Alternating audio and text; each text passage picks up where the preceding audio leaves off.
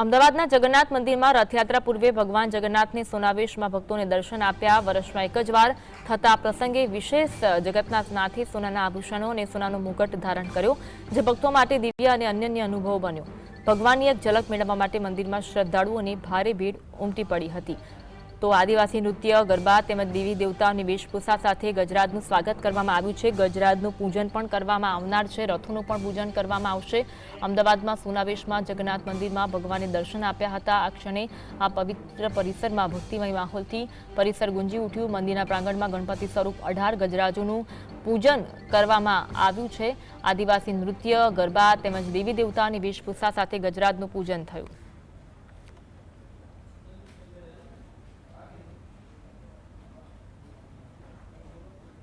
आज अंगे વધુ વાત કરીશું। સંવાદદાતા ઝલક અમારી સાથે લાઈવ જોડાયા છે। ઝલક, ગજરાજનું પૂજન થઈ રહ્યું છે, આ સાથે વિશેષ અલગ અલગ કાર્યક્રમોનું પણ આયોજન કરવામાં આવ્યું છે દિવસભર, આજે વિગત જણાવશો।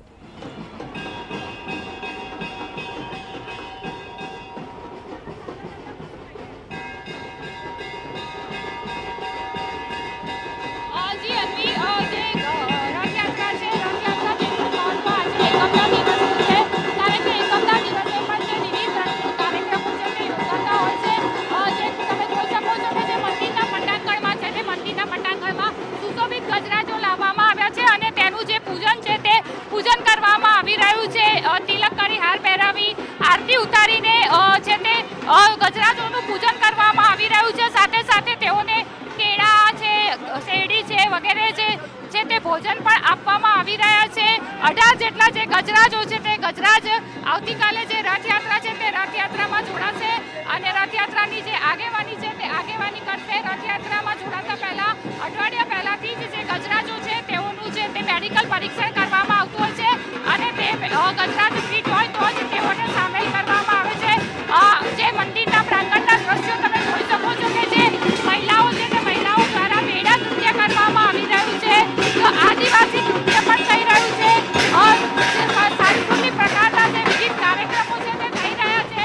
આજે ભગવાન જે રથમાં આરોહણ થઈ રહી છે તે નગરચર્યાએ નીકળશે તે 3 રથો છે તે મંદિરના પટાંગણમાં લાવી દેવામાં આવ્યા છે। બપોર બાદ છે તે કોંગ્રેસના જે નેતાઓ છે તે નેતાઓ દ્વારા તેનું પૂજન કરવામાં આવશે। વિવિધ પાર્ટીના જે નેતાઓ છે તે અહીં આવશે, તેનું પૂજન કરશે।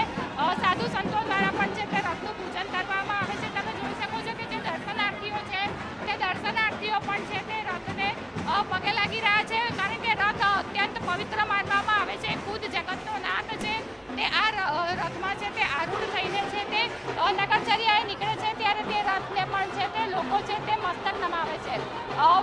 આવતીકાલે સવારે છે તે ભગવાન નગરચર્યાએ નીકળશે તે પહેલા જ જે લોકો છે તે અહીંયા ઉપસ્થિત છે, મોટી સંખ્યામાં અહીંયા આવ્યા છે। આપનું નામ? પ્રફુલ્લાબેન। પ્રફુલ્લાબેન, કેટલા વર્ષના છો? 79। અચ્છા, અત્યારે આવ્યા છો, આવતીકાલે રથયાત્રા છે, ભગવાનના સોનાવેશના દર્શન કર્યા, કેવું લાગે છે, શું કહેજો? બહુ સુંદર, બહુ સુંદર।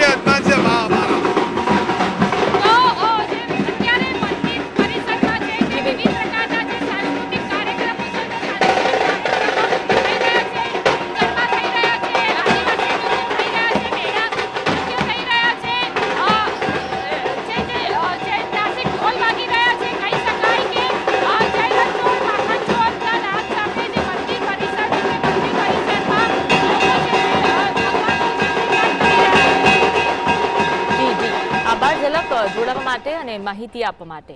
તો એક તરફ આવતીકાલે રથયાત્રા, તેને લઈને તમામ